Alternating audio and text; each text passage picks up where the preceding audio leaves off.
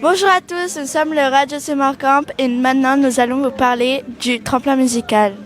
Mais en fait, c'est quoi le tremplin musical ? Le tremplin musical est un événement qui fait s'opposer plusieurs groupes dans une sorte de compétition musicale. Mais c'est surtout une opportunité à celles et ceux qui y participent de se faire connaître, de participer à la scène Jazzy Marciac et c'est également un saut vers l'avenir. Pour en apprendre davantage, on a rendez-vous avec Léo, un des principaux organisateurs de cet événement. Bonjour Léon. Bonjour Gabin. Pouvez-vous vous présenter et nous parler de qu'est-ce que le tremplin ? Alors volontiers, je m'appelle Léo, je suis coordinateur pour le tremplin de Jazzy Marciac. Et le tremplin, c'est un projet qui soutient les jeunes musiciens et musiciennes qui jouent du jazz et des styles de musique qui s'y apparentent. Nous aimerions savoir combien de temps vous prenez pour organiser cet événement. C'est pas évident de définir vraiment un point de départ, mais je dirais entre 3 et 5 mois à peu près de travail de coordination.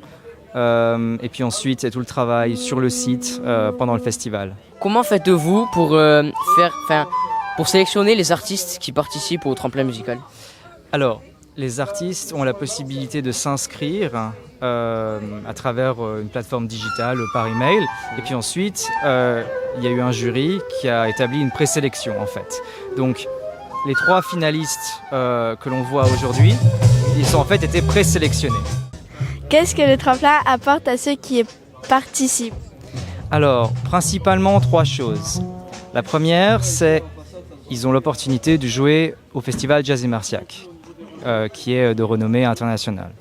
La deuxième, c'est qu'ils ont accès à plein de choses comme le camping, la nourriture à la marmite, les concerts le soir, bien entendu, une salle de répétition le matin s'ils désirent répéter. Et puis la troisième, évidemment, c'est les prix, où ils reçoivent de l'argent.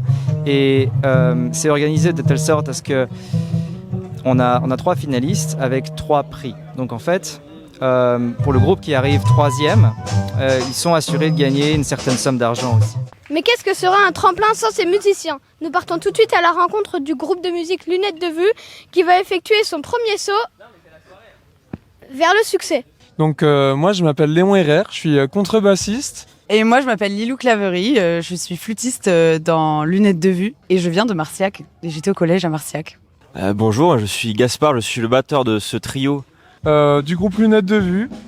Et Lunettes de Vue on s'appelle comme ça parce que je sais pas si vous avez remarqué mais on a tous les 3 les mêmes lunettes. Et c'est de là que ça vient. On avait déjà les mêmes lunettes avant en fait. Et ça nous a donné directement l'idée de faire un groupe de musique vu on jouait déjà ensemble, on est dans la même école à Paris et voilà. Alors ce tremplin, on en a entendu parler sur les réseaux sociaux en fait assez récemment. On connaissait déjà le festival depuis un moment. Ça fait chacun un moment qu'on y va individuellement et puis maintenant tous ensemble. Et donc c'est tout naturellement qu'on a vu ce poste, c'était un poste, enfin cette candidature pour participer à ce tremplin. On a dit c'est une super idée pour propulser le groupe, le trio.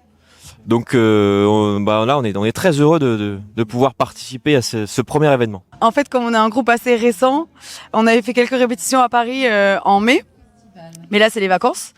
Donc on a pu répéter un petit peu. Mais pas tant que ça, mais comme on joue des compos et qu'on les connaît plus ou moins, ça n'a pas posé tant de problèmes que ça. En fait, dans le set qu'on joue, on a une compo chacun, qu'on a écrit chacun. Et moi personnellement, la mienne, ça m'a pas pris très longtemps. C'est une après-midi quoi. Et après on la joue, on la ramène en répète et on la joue. On est un groupe qui s'est créé relativement récemment, ça fait moins d'1 an. Et justement, vu nous 3, on est assez, on va dire, nouveaux dans le monde de la musique, on est encore assez jeunes. Et du coup, ce tremplin, c'était vraiment une opportunité de se propulser et de nous faire connaître un peu déjà à Marciac. Et puis on va essayer d'en faire d'autres tremplins parce qu'il y en a quelques autres en France pour essayer de se faire connaître au mieux. Voilà, avec le premier prix qui nous donne l'opportunité de, par exemple, jouer sur la scène du BIS, d'avoir des bourses. Ça nous aide vraiment à nous un peu propulser, nous faire un nom vraiment dans la scène jazz en France et Et c'est pour ça qu'on participe à ce tremplin. Le tremplin nous apporte, donc comme disait Léon, de la visibilité, des moyens aussi de pouvoir investir ensuite, de poursuivre le projet de création. Par exemple, d'enregistrer un album, c'est quelque chose qui coûte assez cher, etc. Et si on gagne le premier prix, ou même un peu n'importe quel des prix, mais le premier, ça nous aiderait. Pour vraiment enregistrer vraiment un bon album, faire un mastering et faire tout ça, et après diffuser la musique pour pouvoir la jouer le plus possible et dans le plus d'endroits possible.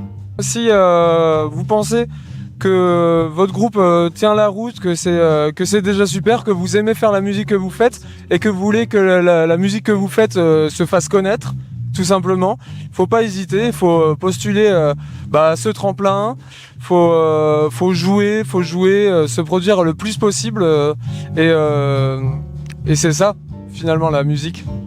On leur souhaite bonne chance, mais avant, plusieurs questions nous taraudent. Qui compose le jury et sur quoi se base-t-il pour déterminer le groupe vainqueur?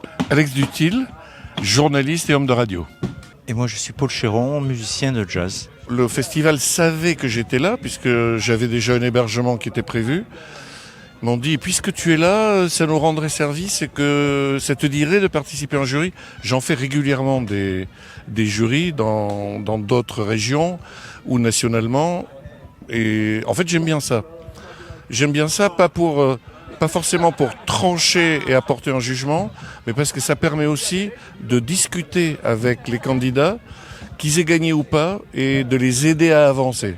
Moi c'est un peu pareil, je suis musicien, je suis un habitué de Marciac depuis quasiment le début. Et depuis un an j'habite à 4 km d'ici, donc on m'a demandé si ça m'intéressait, j'ai accepté avec plaisir.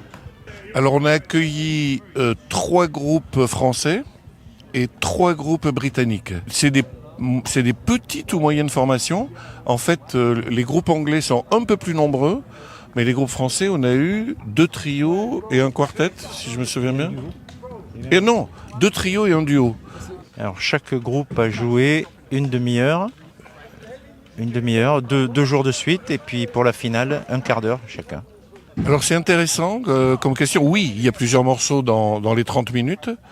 Mais c'est intéressant, je pense que Paul sera d'accord avec moi, de voir que certains groupes changent de répertoire à chaque passage, d'un jour sur l'autre. Et d'autres gardent exactement le même répertoire dans le même ordre tous les jours. Il y a un petit avantage à ceux qui savent changer de répertoire. Et le gagnant, le finaliste, il aura une prestation l'an prochain sur le festival BIS. Et les prix, c'est 2000 € pour le premier, 1000 € pour le deuxième et 500 € pour le troisième. L'année prochaine, il sera programmé sur la scène du BIS, où il y a quasiment 1 millier de personnes à chaque fois en phase 2, et ils auront des cachets. C'est-à-dire que ça viendra en plus des 2000 € de cette année. Donc c'est un investissement. Oui, ça leur fera aussi une promotion. Comme le festival. Je me lance et puis Paul complétera. Il y a plein d'éléments, c'est-à-dire il y a évidemment le niveau musical, il y a le niveau artistique qui n'est pas la même chose, c'est-à-dire il faut qu'il y ait une identité artistique dans le projet. Il y a une histoire de maturité là-dedans. Alors comme ils ont moins de 30 ans, ça fait partie du règlement, c'est plus difficile. En même temps, on connaît des jeunes musiciens extraordinaire à 19 ou 22 ans. Hein. Birelli Lagrène, à 14 ans, il était exceptionnel. Le pianiste d'Avishai Cohen, à 22 ans, c'est un monstre du piano. Bon. Donc, je trouve que c'est pas mal parce que au-delà de 30 ans, si on n'a pas trouvé son identité, ça sera un peu tard. Bon. Il y a ça, et puis la conviction, la force.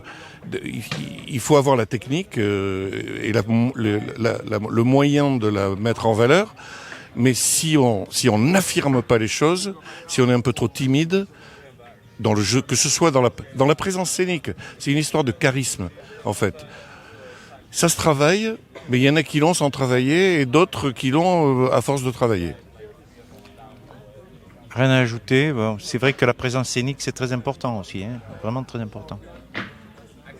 Et sans qu'il y ait c'est pas pour faire le zouave en gesticulant. Michel Petrucciani, qui était handicapé, au début, on venait le porter au piano, mais du coup, il avait une présence phénoménale.